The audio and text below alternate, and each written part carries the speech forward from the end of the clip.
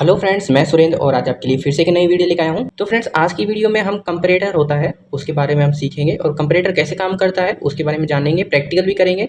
तो यहाँ पर कंपैरेटर की आईसी, बहुत सारी आईसी आती हैं जो जिसमें कंपैरेटर होता है, जैसे LM358 और LM741 और भी बहुत सारी जो आईसी हैं, LM258, LM2904, LM2904V, ऐसे बहुत सारी आईसी आती है। एक LM ये आपको एम्पलीफाई आईसी होती है 386 की, LM386 है वो है। तो बहुत सारी जो आईसी आती है उसमें आपने देखा होगा मैन होता है, कंपैरेटर होता है, ये सारी ओपन आईसी होती हैं जिनमें कंपैरेटर होता है। तो ये जो कंपैरेटर होता है वो कैसे काम करता है उसी के बारे में हम देखेंगे, सीखेंगे आज की वीडियो में। तो जो कंपैरेटर होता है उसका सिंबल कुछ इस टाइप से होता है।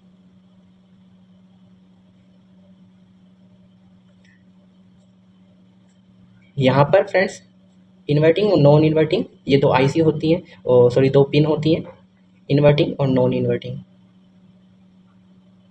तो ये फ्रेंड्स इनपुट के लिए होती हैं, यहाँ पर हमें इनपुट देना होता है और यहाँ पर हमें ये वोल्टेज इनपुट के लिए होता है, यानी कि ये वी इन होता है, ये वी इन होता है, यानी कि यहाँ पर वोल्टेज, ये आपको यहाँ पर वोल्टेज दी जाती है इनपुट के लिए। और बेसिकली ये हमारा कंपैरेटर होता है। जैसे फ्रेंड्स यहाँ पर मेरे पास एक ये डाटा शीट है, तो यहाँ मैं आपको दिखाऊं तो यहाँ आप देख सकते हो पिन कॉन्फ़िगरेशन में यहाँ पर ये जो है कंपैरेटर यहाँ लगा हुआ है, एक कंपैरेटर यहाँ, यानी कि इस आईसी में दो कंपैरेटर लगे हुए हैं। ये आप देख सकते हो, ये LM358 है, इसमें दो कंपैरेटर लग रहे हैं। अब ये कंपैरेटर काम कैसे करते हैं, इसकी वर्किंग प्रिंसिपल क्या है, ये हमें कैसे हम यूज़ कर सकते हैं इस आईसी को। तो यही आईसी नहीं है, एक यहाँ पर बहुत सारी आईसी हैं।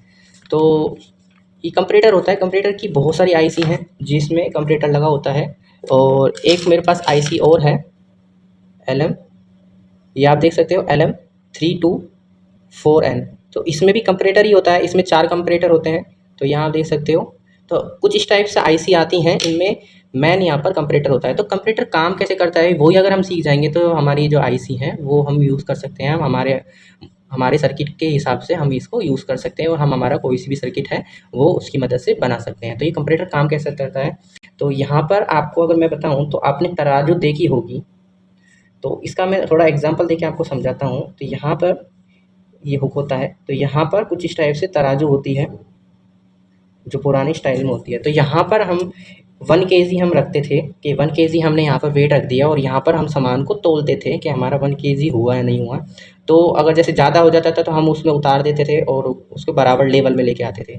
तो ये जो तराजू होती थी, तो वही चीज़ ये है। यहाँ पर ये हमें मैनुअली हम इस चीज़ को करते थे, यहाँ पर ये इलेक्ट्रॉनिक है, डिजिटल वर्ल्ड में ये कंपैरेटर है वो यही चीज़ होती है, यानी कि ये कंपेयर करता है किसी भी चीज़ को। अब यहाँ पर कंपेयर क्या हो रहा था, यहाँ पर हमारा ये जो कंपेयर कर रहे थे हम 1 केजी, यानी कि यहाँ पर एक वज़न रख दिया और ये वज़न से हम यहाँ पर इस चीज़ को कंपेयर कर रहे थे।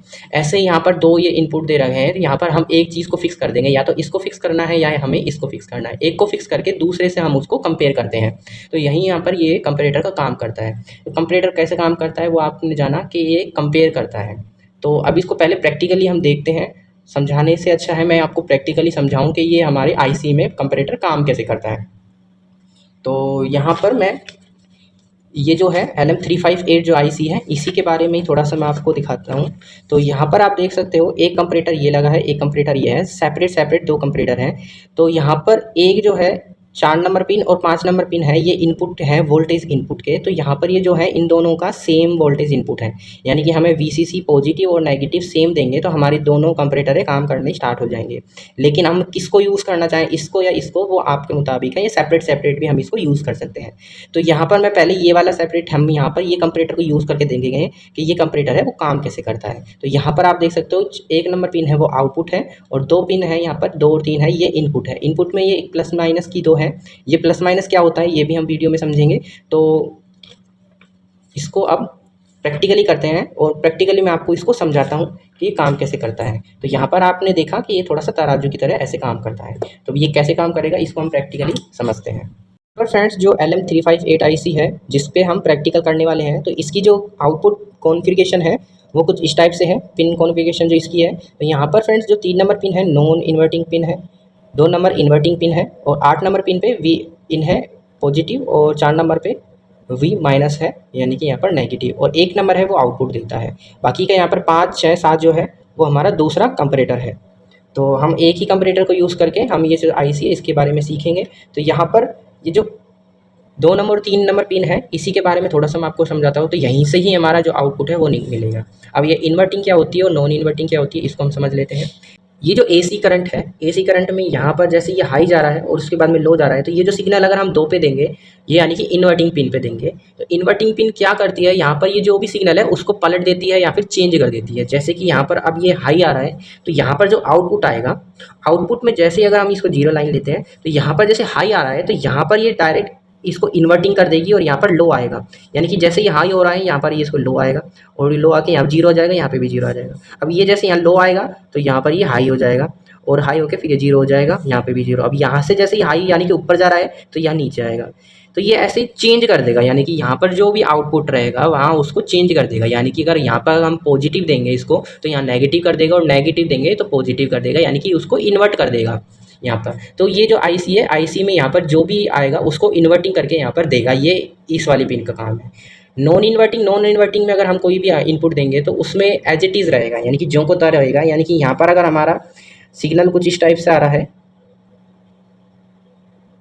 तो यहाँ पर जो आउटपुट आएगा नॉन इन्वर्टिंग, यानी कि 3 नंबर में नॉन इन्वर्टिंग जो आईसी है, जो पिन है नॉन इन्वर्टिंग वाली, तो यहाँ पर जो जैसा है यहाँ पर भी इसको एम्पलीफाई ज़रूर करेगा, लेकिन ये सेम वेव फॉर्म बनेगा।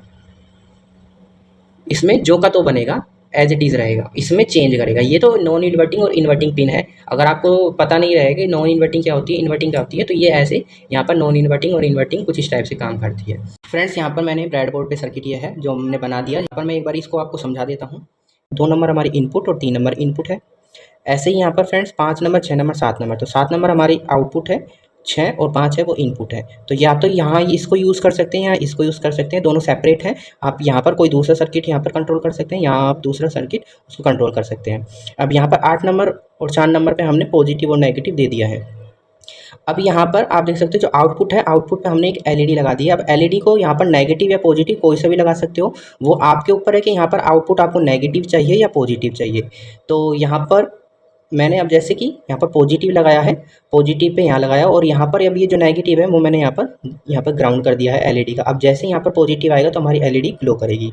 अब यहाँ पर पॉजिटिव कैसे आएगा, जब हम यहाँ पर ये जो सिग्नल है इसमें देंगे। अब ये सिग्नल कैसे देंगे, यहाँ पर ये जो 3 नंबर, ये जो है 2 नंबर है, 2 नंबर पर मैंने यहाँ पर 4.88, यहाँ पर 5 वोल्ट का तो नहीं है मेरे पास ये जीना डायोड, तो ये जी जीना डायोड है 4.88 करके यहाँ पर ये जीना डायोड है, इसका आउटपुट है। तो एक बार मैं चेक करा देता हूँ। यहाँ पर आप मीटर देखिए, तो आपको ये चीज़ तो समझ में आ गया होगा कि हमने सर्किट कैसे यूज़ किया है। और ये फ्रेंड्स डिवाइडर है, वोल्टेज को डिवाइड करेगा, तो यहाँ पर जो एक वोल्टेज है वो वेरी होगी, वो भी मैं आपको एक बार चेक कराता हूँ। तो यहाँ पर ये जो वोल्टेज आ रहा है जीनर के अक्रॉस, तो जीनर के यहाँ पर हम यहाँ देख सकते हैं 4.89 करके यहाँ पर हमारा जीनर यहाँ पर आउटपुट दे रहा है। अब यहाँ पर ये जो आउटपुट है हमने 3 नंबर पे दे दिया है। ये फ्रेंड्स हमें कंपेयर करेगा, यानी कि जैसे तराजू होती है, तराजू में 1 किलो 2 किलो जो हम पार्ट रखते हैं, वज़न रखते हैं, इसकी मदद से हम सब्जी तोड़ते हैं। तो ऐसे ही हम यहाँ पर ये जो है ये वज़न मान के चलो कि यहाँ पर ये जो हमारा 1 kg 2 kg है, ऐसे हमने यहाँ पर एक रेफरेंस के लिए हमने एक वोल्टेज इसको दे दी है 2 नंबर को।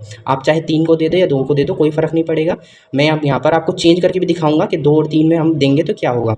तो फ्रेंड्स यहाँ पर आप वीडियो में बने रहें, मैं आपको दोबारा बता रहा हूँ कि ये वीडियो आपके लिए बहुत ही ज़्यादा इंपॉर्टेंट होने वाली है। इससे आप कंपैरेटर है उसका A to Z सब कुछ समझ जाओगे अगर इस वीडियो पे बने रहोगे। तो यहाँ पर ये जो कंपैरेटर है इसी को हम देखेंगे कि कैसे काम करता है। तो यहाँ पर अब मैंने ये जो वोल्टेज दे दी है, ये दूसरा डिवाइडर है। यहाँ पर एक बार मैं इसकी वोल्टेज आपको चेक करा देता हूँ। तो यहाँ पर ये माइनस से, अब यहाँ आप देख सकते हो वोल्टेज कितनी आ रही है, 8.8, यानी कि कम आ रही है। यहाँ जो हमने आउटपुट ये दिया है इस पर कितनी आ रही है, ज़्यादा आ रही है, यानी 4.90 के करीब आ रही है, और इस पर कितनी आ रही है 4.8। अब ये जो वोल्टेज है इसको हमने 3 नंबर पे दे देना है, ये हमने 3 पे दे दिया। अब 3 पे देने पर ही ये हमारी है जो बंद हो गई है एलईडी। क्यों बंद हो गई है, अब यहाँ देखो, यहाँ पर वोल्टेज कितनी आ रही है, यहाँ आ रही है 4.89, यानी कि यहाँ पर 2 नंबर पे कितनी आ रही है 4.89, और यहाँ 88 करके आ रही है, यानी कि 89 से कम आ रही है। कम आ रही है तो हमारा जो आउटपुट पॉजिटिव आउटपुट है वो नहीं आ रहा है यहाँ पर। अब जैसे ही हम यहाँ पर ये जो वोल्टेज है इसको बढ़ाएंगे, इसको बढ़ाने के लिए मैं एक छोटा पेचकस ले लेता हूँ जिससे शो हो। तो यहाँ जैसे ही हम बढ़ाएंगे, वोल्टेज को भी एक बार देखते रहें मीटर पे, यहाँ पर यहाँ कम कर रहा हूँ, आप देख सो कितनी भी कम कर दो लाइट है वो नहीं ग्लो करेगी। और जैसे ही यहाँ पर जो हमारी 2 नंबर की वोल्टेज से ऊपर जाएगी वोल्टेज, तो हमारी लाइट है वो ग्लो कर जाएगी।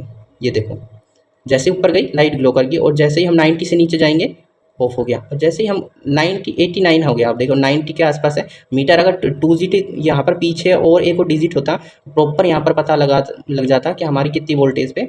यहाँ पर बिल्कुल पॉइंट टू पॉइंट यहाँ पर वोल्टेज होती है, उससे यहाँ पर ये चलता है।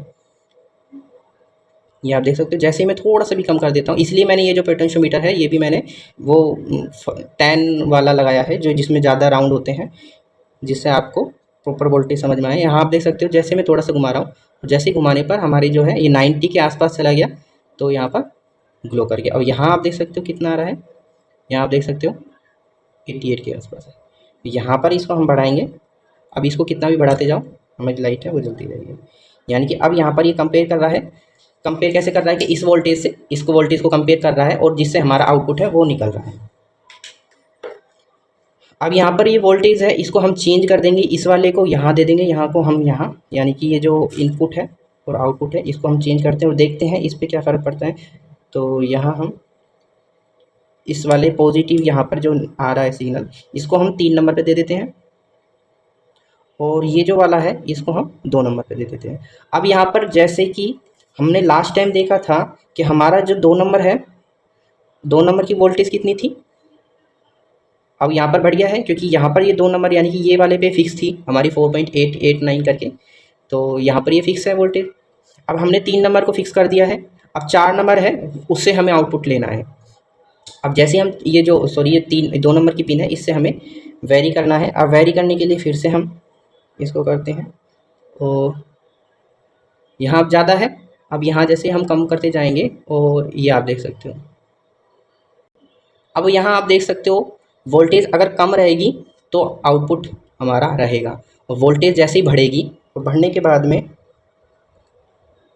5 वोल्ट पे चली जाएगी, तो हमारा आउटपुट है ऑफ हो गया। जैसे बैटरी होती है फ्रेंड्स, बैटरी 4.2 पे हमारी फुल चार्ज हो जाती है, तो फुल चार्ज होने पर ऑटो कट ऑफ करना चाहिए, यानी कि जैसे ही 4.2 हो जाए तो हमारा आउटपुट है वो ऑफ हो जाना चाहिए। तो यहाँ पर ये वाला सर्किट हम यूज़ कर सकते हैं। कैसे कि यहाँ पर जैसे हमने इसको सेट कर दिया रजिस्टर के थ्रू, हम इसको सेट कर देंगे वोल्टेज को, यहाँ पर हम 4.2 दे देते हैं। अब जैसे 4.2 से नीचे हमारी वोल्टेज रहेगी, तो 4.2 मान के चलो कि 4.2 से अगर नीचे वोल्टेज रहेगी तो हमारा आउटपुट है वो चलता रहेगा, यानी कि यहाँ पर एलईडी ग्लो है, यानी कि यहाँ पर आउटपुट आ रहा है। जैसे ही हमारी बैटरी फुल हो जाएगी तो यानी कि वो 4.2 पे चली जाएगी। 4.2 पे जाते ही तो यहाँ पर जैसे बढ़ रहा है वहाँ पर भी बढ़ेगा वोल्टेज, और जैसे ही बढ़ता जाएगा, और जैसे ही हमारा जो एक फिक्स किया है उसके बाद में वो कट ऑफ हो जाएगा ऑटोमेटिक।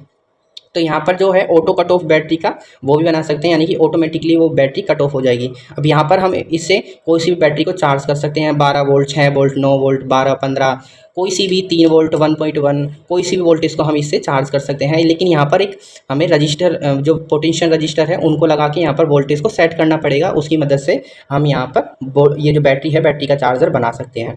यहाँ पर जो आउटपुट आएगा वो एक ट्रांजिस्टर के थ्रू हम बैटरी में दे देंगे तो एम्पियर भी बढ़ जाएगा। तो यहाँ पर फ्रेंड्स ये बहुत सिंपल है, इसी को और आगे जाके डेवलप कर सकते हैं, एक बड़ा सर्किट बना सकते हैं, एक आप कोई सा भी प्रोजेक्ट बना सकते हैं। इस वीडियो को देखने के बाद में अगर फिर भी कोई कंपैरेटर जो है उसको यूज़ करने में प्रॉब्लम आती है तो आप मेरे को बिंदास फ्रीली कमेंट कर सकते हैं, मैं उसका रिप्लाई ज़रूर दूंगा। और अगर कोई ज़्यादा प्रॉब्लम रहेगी तो इसके लिए मैं एक अलग से स्पेशल वीडियो भी बना दूंगा जिसमें आपकी जो प्रॉब्लम है उसको सॉल्व किया जाएगा। तो फ्रेंड्स आपको वीडियो अब ये कैसी लगी आप मेरे को कमेंट कर सकते हैं, और इसके रिगार्डिंग कोई सी भी क्वेरी हो तो आप मेरे को कमेंट कर सकते हैं, उनका रिप्लाई मैं आपको जरूर दूंगा। तो आई होप फ्रेंड्स ये वीडियो आपको पसंद आई होगी, पसंद आए तो प्लीज़ लाइक कीजिए, चैनल को सब्सक्राइब कीजिए। मिलते हैं नेक्स्ट वीडियो में।